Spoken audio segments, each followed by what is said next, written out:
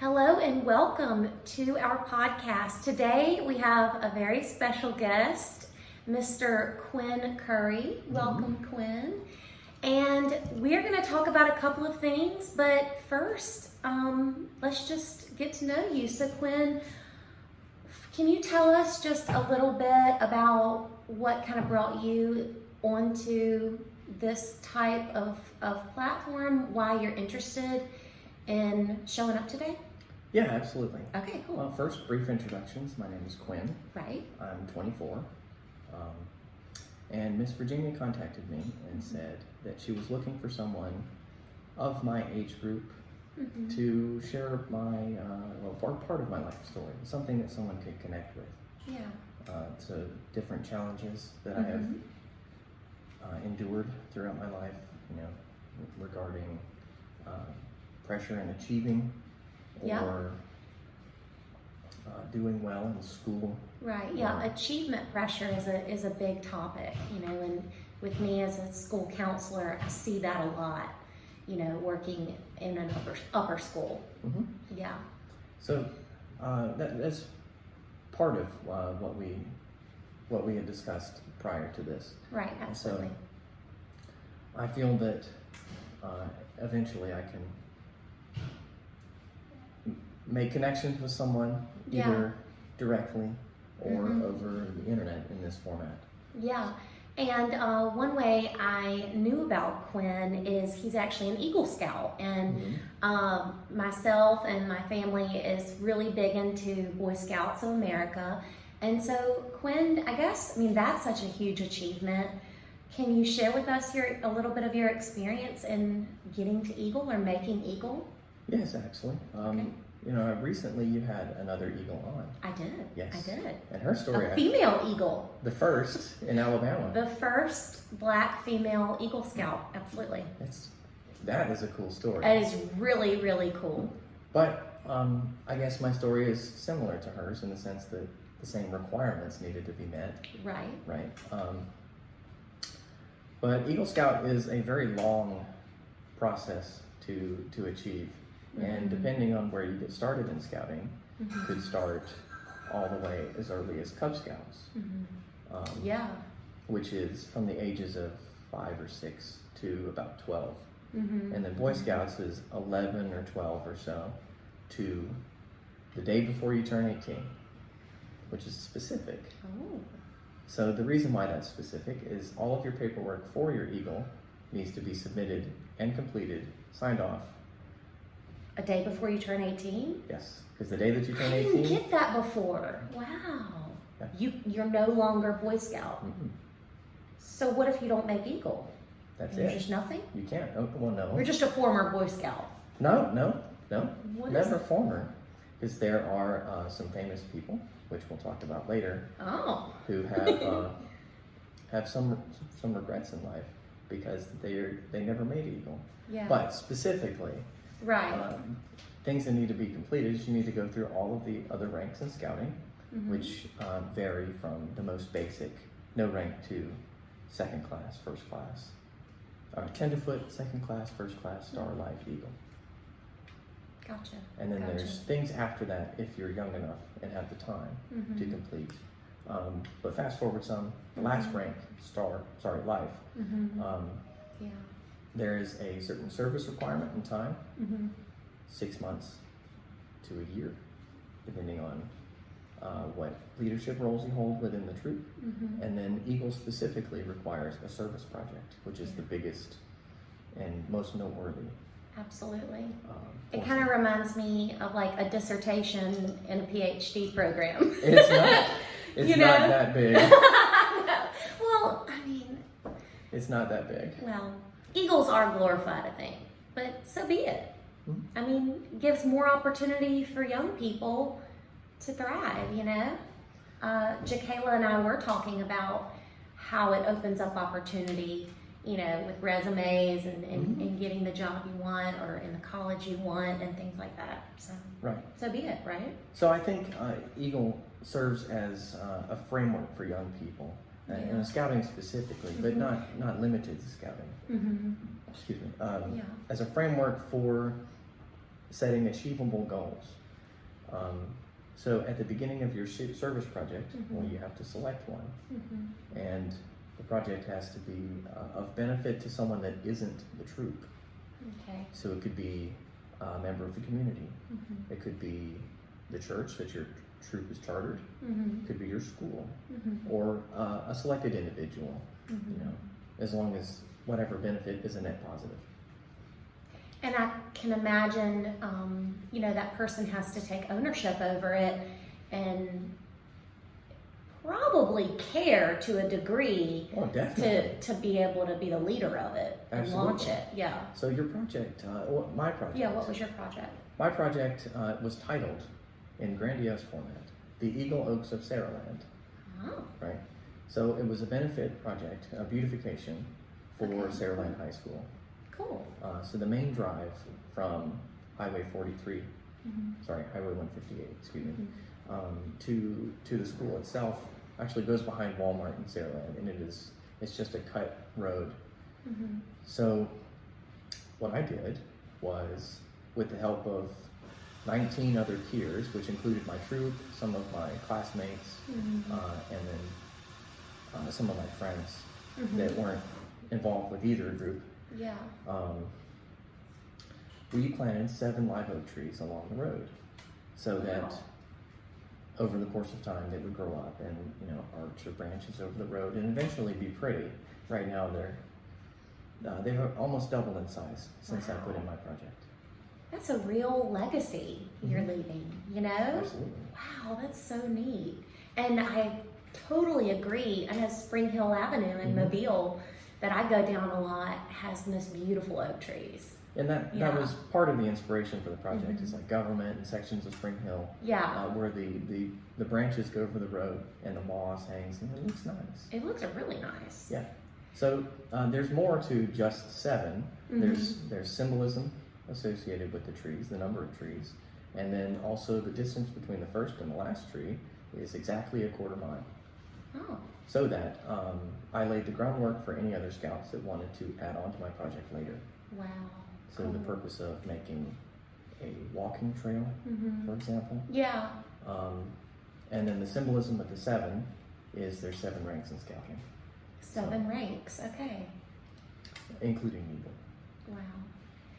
Yeah, no, I love that. That sounds very intentional and thoughtful to almost kind of have an open door, no pressure, but at the same time, like, opportunity for another scout to build upon something that you cultivated. Yeah, I left it open-ended on purpose. Yeah, that's and really, laid the really groundwork neat. for that. So the specifics of the project is, as an Eagle or Eagle candidate, I say candidate on purpose.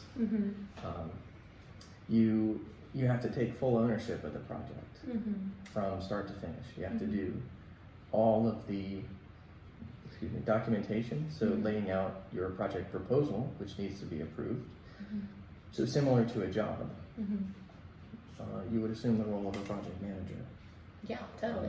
There's a project proposed, and once it's approved, you have to lay out safety requirements. You have to acquire funding. You have to make sure that you've got backup plans in case anything goes wrong. You have to document it before, during, and after. That is huge. And in the council here in Mobile, we set an informal limit on the project for a minimum of 300 service hours, which includes phone calls, that includes documentation, that includes actual work done by people, so that you can calculate a net benefit at the end. I feel like for the first time, I fully realize why Eagle is so noteworthy. I recently went to a conference within the Southeastern Association of Independent Schools, and you know, there's a lot of deans of upper school, and principals and heads of school, and then there's also a lot of counselors. And so a lot of the seminars were on leadership. And that is the biggest thing that they said. Leaders know how to not just be geniuses, be a genius, but have practical common sense and emotional intelligence. So with Eagle, you're having to have that practical knowledge and build those life skills in organizing a project. And the more you're able to work with people and be good to people, the more, emotional intelligence you're going to have. Absolutely. So that's excellent. That's wonderful. Well, there's even more to the project itself, and that's just one facet of being an Eagle. Yeah. I don't of think doing. Yeah. That's just one, because there's a lot of standards and even morals that you uphold as a Boy Scout. Yes. Right. Yeah. And across the board, that's taught to every scout is a specific construct for behavior and how to carry yourself with people. But character. Yes. Yes. I think character development is really important. And obviously it's important in the home, as parents help rear their children to have good character, but also organizations and even schools joining the forces and helping develop character in young people, I think is really important. So I kind of want to switch gears here, because I know we talked about achievement pressure, and you mentioned that this was something that you kind of struggled with between your teens into young adulthood. Can you expand on that a little bit? Yes. Okay. I would like to bring in some of those people that I did mention earlier. Okay. So achievement pressure to me goes along, it's a multifaceted question. It could be your pressure to do well in school. That's very cut and dry. That's to get good grades, pass your classes, and things like that. And sometimes that's pretty difficult because of factors that may not be in your control. Yeah. So it's not just cut and dry. Go to school and do well. It's get up on time, get dressed, make sure you don't miss the bus or drive yourself to school on time. Yeah. So that's one minor thing. Right. But that's discipline. Yeah. Okay. So then once you're there, you got to pay attention. You got to, okay. You get that. We get that, right? But for me in particular, I was in advanced classes in high school, which I don't believe defines me, but is something that I went through. Yeah. I was pressured to do well by my family and by school because they have metrics that they need to meet based on student grades, attendance, and such. Totally. But by my parents, so that I could eventually get into college with hopefully a scholarship. And thankfully I did. So in addition to that, there's extracurricular activities and then maintaining a social life as well, which are all important factors of life. Right. Was Boy Scouts your primary extracurricular, or were you involved in more? I was involved in more. What all were you involved in? So mainly was band. Oh, okay. Yeah, I was in band in high school, or middle and high school, and then Scouts were the two main ones. Yeah. And then trying to maintain a social life as well. Band is probably a lot of commitment very involved. time demanding. Yeah, time consuming. I gotcha. So, in a way, when I think of achievement pressure, it's like, well, hey, that's a lot better than not having goals or dreams or potential to be great. Like if you're there, then somebody believes in you, Maybe. And that's a good thing. So where does it turn to be unhealthy? I think that is where I was going to steer that next. Okay. So I don't think that simply being there is a good place to start, right? Right. Maybe you've had help with finances in your past, or you've got a mentor that has encouraged you into a certain path in life. And I'm sorry, ask the question again. Well, I'm just curious, like, when it becomes, when it becomes unhealthy. unhealthy. Yes, Okay. no, you're good. Is when, say in the example of parents trying to live vicariously through their children. Oh, so a little like unhealthy helicopter parenting. magnification. Yes. Gotcha. Yes. You're like, the helicopter. Yeah. No, I totally get it. Yeah, it is, or when, say, the child says, "No, I don't want to do that." Well, what do you want to do? Yeah. Maybe they don't know. Yeah. But whatever they know in the moment is they don't want to do that. That's a very generic example, but I think there can be a healthy balance in, hey, maybe you should go and do this or try it and see how it turns out.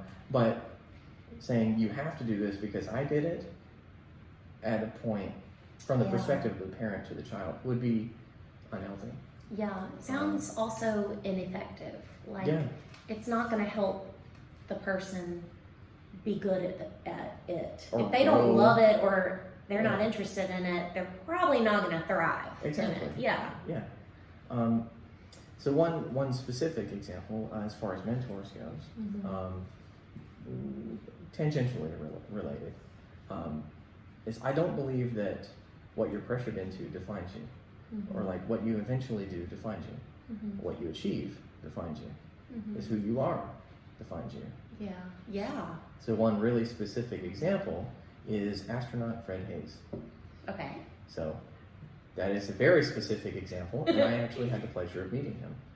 Wow. Yes. So astronaut Fred Hayes. I don't really know who he is, but I can imagine it's pretty cool to meet an astronaut. An astronaut. Yeah. Yes. So he was Apollo 13 astronaut. He also flew the space shuttle. But the reason why I got to meet him was because of my mentor. So my mentor is named Leon Pringle, and sadly he has passed. Sorry to hear that. But Leon was a member of the church that our troop was started in. So by happenstance, we did an event for the church, and he came up and talked to us afterwards. Wow. And said, "Hey, actually, do you guys need a merit badge counselor? I was in scouting once." And he was an older gentleman at the time, early 80s. And we said, "Yeah, sure, come on. What do you have to offer?" He said, "Well, I was a NASA flight controller and helped get us to the moon with the Apollo and Gemini projects." I said, "Really? Wow. Yeah, come on." So we found out that he was personal friends with Fred Hayes through this crazy strike of luck. Totally. And that he just happened to be there at the right place at the right time. Yeah. So, furthermore about Mr. Pringle, he's an electrical engineer. Yes. I don't know if our listeners know that you have gotten your degree in electrical engineering. Yes, I have. And what's the specialty in again? It's in the long format. The title of my degree is Bachelor of Science in Electrical Engineering with a focus in digital systems and signal integrity. Gotcha. That's a mouthful. I had it wrong. I wrote down digital integrity, thinking that was a thing. Glad you cleared it up. It's okay. All right, 10-4. I still like you. Thank you. I really appreciate it. I like you too. All right, so back to the astronaut. Yes. Yes. Yes. So specifically Fred Hayes. Right. And scouting. Okay. Fred Hayes said that one of his greatest regrets in life was that he only made it to star and never to eagle. So, your achievements and what you have done in life does not necessarily define you. Yeah. Astronaut Fred Hayes is an incredible person and thankfully is alive today and a motivational speaker and a light in this world. Right. If he had allowed that to hold him back, in essence, negative self-talk of, oh, I didn't make it there, I can't make it anywhere, you know? How many successful people do you know of, and this is a rhetorical question, but fail? I mean, everyone fails. Everyone. Especially if you're super successful, you're probably going to fail even more because you're taking risks. Or your expectation is higher. Right. Or the expectation of you is higher. Yeah, totally. So. Totally. I definitely want to speak on that from what I've seen as a school counselor. it seems as though even though you might see someone, they are appearing to thrive. They're making all A's, they're in all advanced classes, they're in a lot of extracurricular activities, they have great social skills, but then you peel back the layers a little bit and you hear how they're suffering with depression or anxiety. Whatever it is, and that they are tying their identity to their grades. Well, if I don't make an A, then I'm a bad person. I'm a bad person. Yeah. I mean, this is real, guys. Like, genuinely real. And it is heartbreaking because, as you're saying, it's not true. No. You know, their identity is not based on an A. No. Or not, and that's not healthy. Or, you know, or being first chair in band, or being Eagle, or yeah, being an Azalea Trail Maid, or Right. being a business leader, or I mean, who you are is determined by you only. And I feel. essentially who you are within, not just what's on paper. Yes, yes. So, I think in the theme of conversation, in being pressured or feeling inadequate, you could find coping mechanisms to maybe get over those feelings, or find a trusted individual like a counselor, Yeah. or adult or best friend Right. to confide into and kind of offload your emotional difficulties. Another thing that I heard at the conference recently, I love it because it was put so simply. The value of just talking about the problem, you know, with other individuals. That in itself releases the power of that problem. Yeah. You know? You can get an extra perspective on either how to tackle it, or one thing that has happened with friends of mine is whenever they confront me with a problem, I say, would you like advice on how to fix it, or do you want someone to listen to you? That's a good question. And I think it is a good question. It's a very good question. And sometimes people, they don't want a solution. They don't want a practical, or they don't want steps to whatever the problem is. They want someone to just hear them. Because honestly, what they really need met is an emotional need. And that's where it becomes so important for leaders to be emotional, to understand those that they lead, you know, and to care for those people, you know, because that is sometimes what is needed, is just that emotional need that, like, okay, I'm no longer alone. I'm no longer completely isolated, alienated in my own head. There's another human being hearing me and listening well. Yeah. And validating your concerns, or offering their own perspective on it. And supporting you and accepting you. Yeah. You know, and having someone like that, or a group of someone's, you know, good friends. A team. Yeah. You know? Teams, you know, if you're on a sports team, or in band, or scouting. Or an executive team. Yeah. You know? I would say less so in a professional environment, but they're leaning that way, though. I mean, that's what it's all about now. Is like, all right, we got to add some layers of depth to leaders. Because honestly, like, what we learned is, if you want to make a difference for kids, start with the teachers. Yes. Be good to the teachers. Invest in the teachers. And that will spill over into the kids. Yes. You know? I agree with that. I mean, when I look back on my education, what do I think of that was most noteworthy and amazing? It was the good teachers. It's the people that inspired you. Yeah. Or excited you about learning. Or that would be the most impactful, but you also tend to remember the things that are negative as well. True. So- Very, very true. So it's really easy to recall your favorite teacher Yeah. and your least favorite teacher. But disconnecting those things Mhm. is It's a skill. Well, yeah, and it's easy to remember the teachers that didn't really care. Yeah. And I didn't learn a thing. No, not from them. I really didn't. No, I agree. Like, and that's one thing that they said at the conference. Like, if you really don't like working with children, Don't be a teacher. don't be a teacher, please, because you're toxic. I get You it. know what I mean? I get it. So, if you, and it kind of goes back to whatever you do in life, choose something you love, because you're gonna be so much better at doing something you love versus something you don't love. Yes, You know? absolutely. Yeah, I love that. Mhm.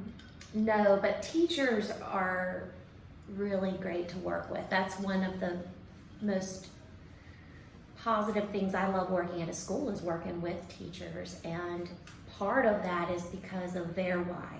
I feel like my why aligns with what their why is. That being, we want to do service, you know, we want to make a contribution.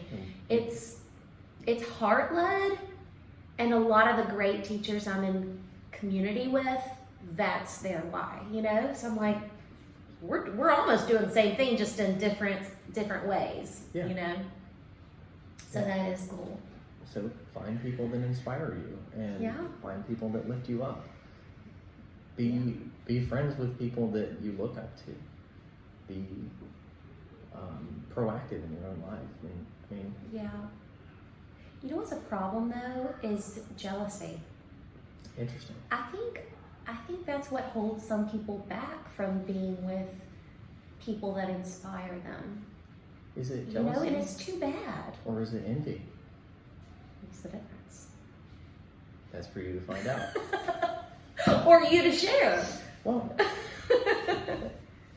Same thing. I mean, I kind of feel like it's the similar. same thing. Similar. In other words, it would lead someone to withdraw rather than lean in and try to get to know that person and learn from them. But isn't that the truth? Like, you're gonna grow if you're around people that challenge you. Right. You know, and that's a good thing. Yeah. You know. Yeah. It's kind of a joke. So should be stated that this is a joke. Right? Okay, go ahead. It's better to be the dumbest person in the room Uh-huh. than be the smartest person in the room. Mm-hmm. Right. Because you can always learn from someone smarter than you. True. Right. Yeah, no, I love that. I love that. But at the same time, I feel like I love how when there's a couple of people in the room, everybody can get smarter. Mhm. Like if everybody's purpose driven, everybody can walk away a little bit sharper. Especially if you're around people of different cultures, Yeah. ethnicities, I thought that you were going to go into backgrounds. diversity. Come on. Yeah. You're gonna build intelligence, and that's been proven. Emotional intelligence. Mhm. You know, actual book smarts as well. Yeah. Because you know, I went to school with some people that were from overseas Yeah. and in various countries, like Mhm. in the Middle East, Mhm. particularly. And some of them already had multiple degrees before they came to South for Wow. their engineering degree. So those people were already way above me, and Yeah. they helped uplift me, you know, Wow. like with my classes, but also in sharing their culture Mhm. and how things were different in their school. Mhm. They were brought up. I love that, and it's so different from the mentality of some people in school, say upper school or high school, that it's almost like we're just trying to get them convinced to coexist Yeah. and just not bother one another. Yeah. But how much are they missing to not learn from people different from them? A lot. It's Yeah. unfortunate. Yeah, you would be surprised at how many people fall into that category instead of someone who's more interested in hearing about another person's culture And- or upbringing. And sorry, I didn't mean to interrupt No, that go one. ahead. Well, you might be surprised by, older adults that never got out of that mentality, you know, and it is unfortunate because you do like for example, some of my travels for my education in addition to mission work was in Honduras, and I literally, when I came home, like I felt smarter, fully immersing myself into the Honduran culture, helping those orphans there, and challenging even, you know, learning the language. It's like I felt like I returned, I was a better version of myself, you know? And that took getting out of your comfort zone. And going and doing. And taking a risk. I mean, my story hasn't been sunshine and rainbows that it may seem. You know, I've had my share of hardship as well. Yeah. So, you know, but the pressure to do well in school, that transferred to college as well. So I graduated high school, good grade, decent grades. You know, I won't say great. I ended up with a scholarship to South. And then good enough to get a scholarship. Functional. I can't say I got a scholarship. It was my ACT score that oh my God, you're one of those. I only took it once. I will not disclose my score. It's kind of depressing, but that's fine. Depressing? What, for people like me that don't do well on standardized tests? I didn't do well either. I thought you said you did. I thought that's what got you in the scholarship. Just enough to get a scholarship. It's the Okay, lower we'll bound we're talking. Yeah. Okay. Yeah, we'll leave it at that. It All was right. just enough. I squeaked by.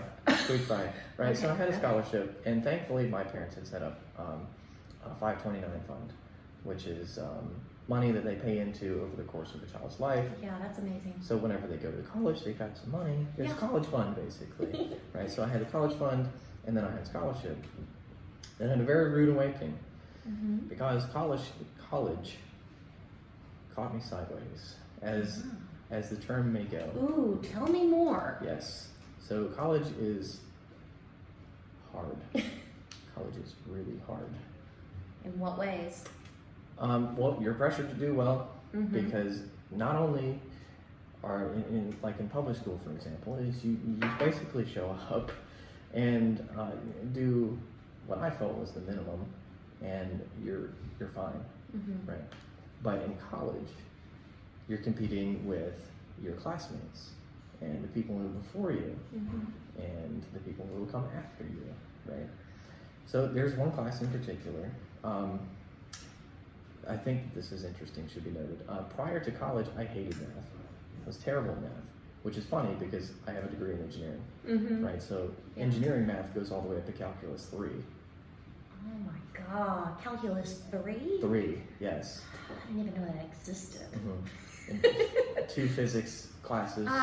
Some degrees have 3 physics classes. All kinds. But you love math. I like it later. now. I like it right, now. Right. I say I like it now. Math and I, we have a shaky relationship. Gotcha. So this particular class, which was linear algebra, I failed it outright. Didn't get it. Didn't want to get it. I had no interest in it.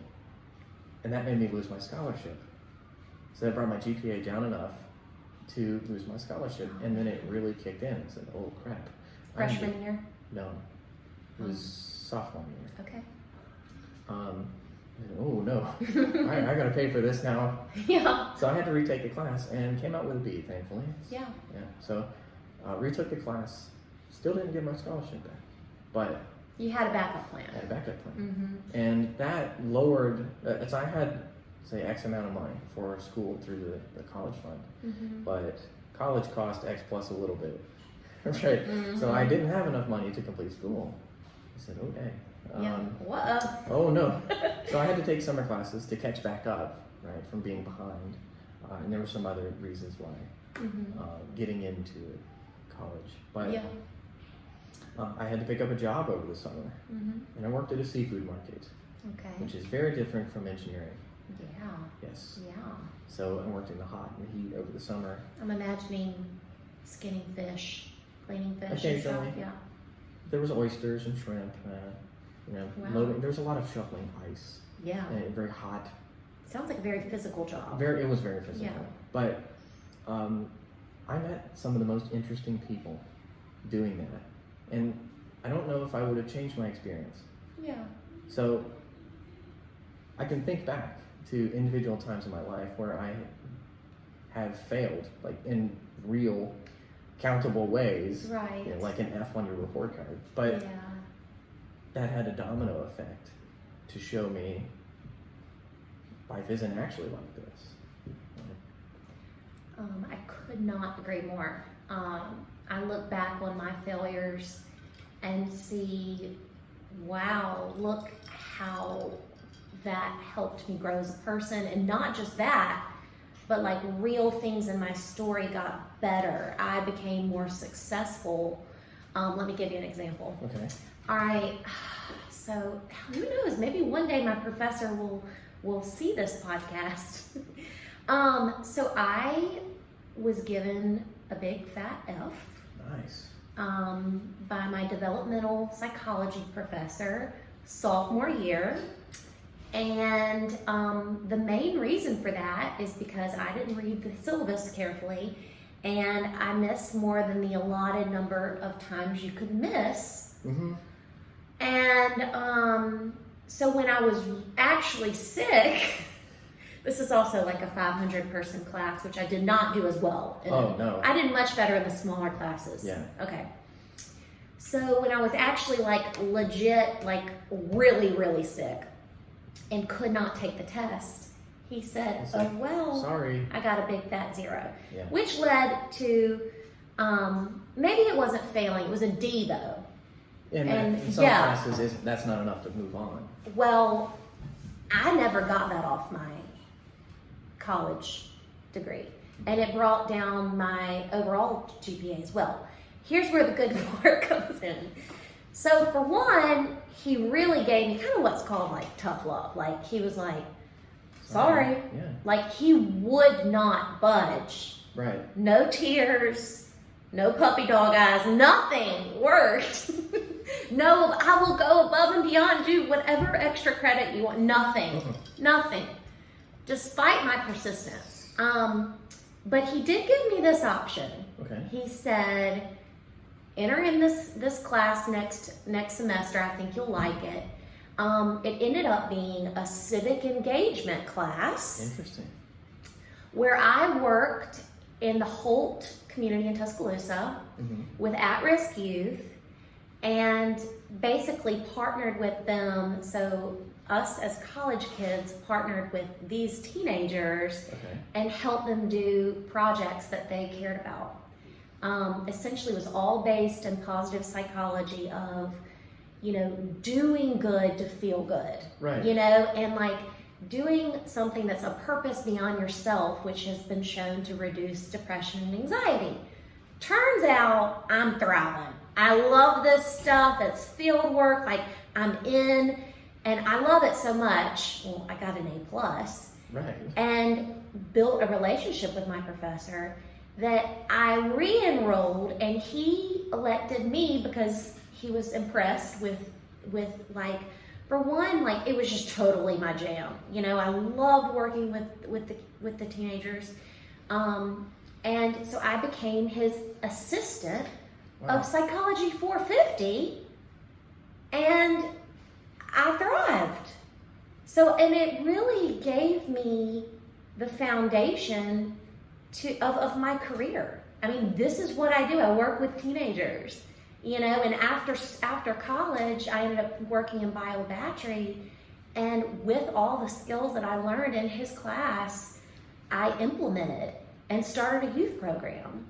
And like the rest is history. Yeah, and so it just took one trip. Yeah. It's not. It We'll wasn't, fumble. It wasn't a fall. It wasn't a complete failure. It felt like a complete failure at the time, for sure. But you learned from it and I picked did. yourself up and found something that you love, which is exciting. Yeah. And so, like you said, I wouldn't take it away, you know? I wouldn't trade it, because I think if there had been one more professor or teacher that had just let me get by, I wouldn't have grown the way I grew. You wouldn't have been able to do that I wouldn't have. without the just a little nudge, I won't say push, nudge from that professor. It instilled a fire in me, you know? Mm-hmm. And that fire's still burning, you know? That's exciting. I mean, sometimes it's like the way your narrative plays out, you know, like anybody can feed into negativity, you know, but okay, so someone doesn't believe in you, you know, switch up the script, prove them wrong, you know? But like you've mentioned, what matters the most is the internal and what you think of yourself. Yeah, it's for who sure. you are to yourself, who you are to other people. And I feel that that's the most important. I do too. And I guess as a message so that we could wrap up. Yeah, no, I'm on the same wavelength, don't worry. Okay. So a message to wrap it up a little. Oh man, we're already at 40 minutes. This is the longest podcast I've done. Sorry. I love a pleasant surprise. Don't be sorry. That's okay. Well, yes. So as a message is find people that inspire you. Is find people that can lift you up in ways that you may not have expected to begin with. Yeah. So I agree. I guess I will close with that. Yes. Well, thank you. And that actually was going to be my question. What advice might you give? Oh, sorry, and beat you to it. So yeah, they're out there, believe me. And so it's finding them. It's sometimes stepping out of your comfort zone. I mean, come on, Quinn. You even showing up today is an example of stepping out of your comfort zone. A little, yeah. Yeah, I would say so. Well, thank you for having me. Yes, it was nice to meet you. Yes, it was definitely nice meeting in person finally. And to our viewers, thank you for tuning in. We hope that something that we talked about today was beneficial to you, and we hope you have a great one. Thanks so much. Bye.